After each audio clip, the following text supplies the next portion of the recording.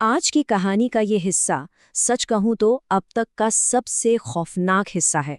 ये कहानी हमें एक ऐसे मंजर पर ले जाती है जिसे सुनकर शायद रोंगटे खड़े हो जाएं।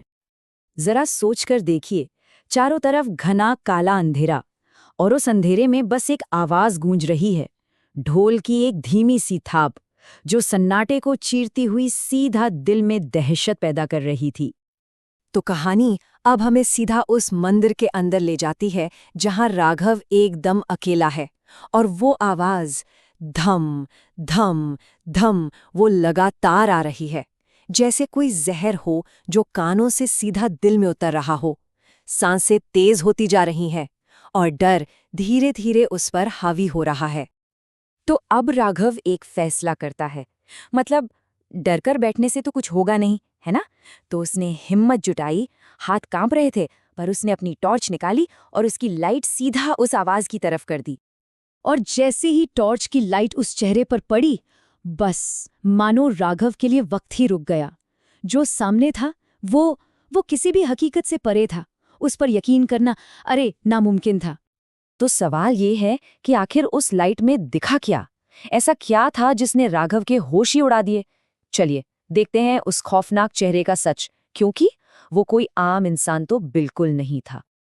राघव के दिमाग में बस एक ही बात चल रही थी कि ये क्या चीज है? ये इंसान तो हो ही नहीं सकता, सवाल ही नहीं उठता।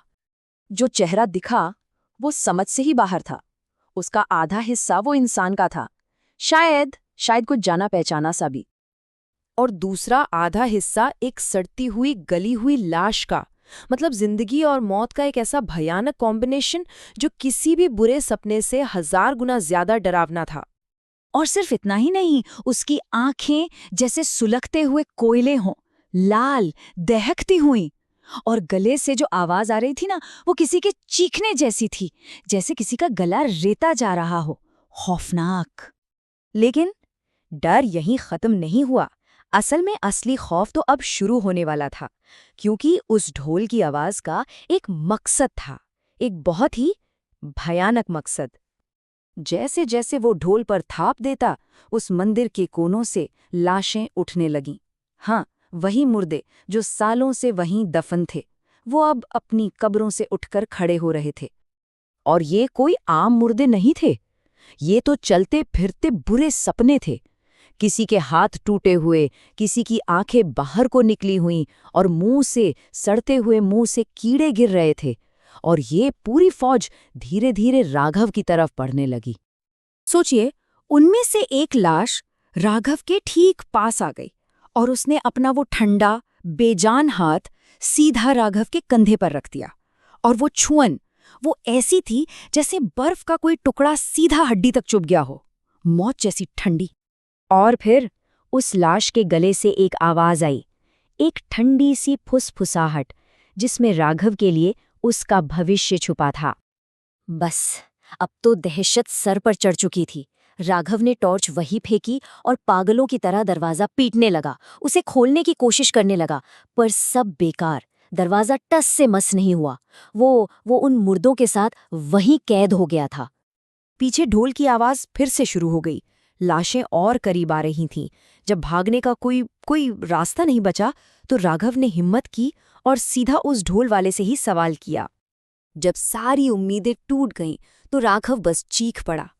और उसकी उस चीख में सिर्फ डर नहीं था, उसमें बेबसी थी, गुस्सा था, हताशा थी। और अचानक सब कुछ रुक गया। ढोल की आवाज बंद, चारों तरफ सन्नाटा छा गया। और यकीन मानिए, ये खामोशी उस ढोल के शोर से कहीं ज्यादा डरावनी थी। और उसी खौफनाक खामोशी में ढोल वाले ने जवाब दिया, एक ऐसी डिमांड जो सुनने में तो बहुत अजीब थी, पर मतलब उसका बहुत सीधा था। उसे क्या चाहिए था? राघव का सोता हुआ चेहरा और उसकी जान। कहानी अभी खत्म नहीं हुई है। राघव और उस ढोलकी का सामना अभी बाकी है।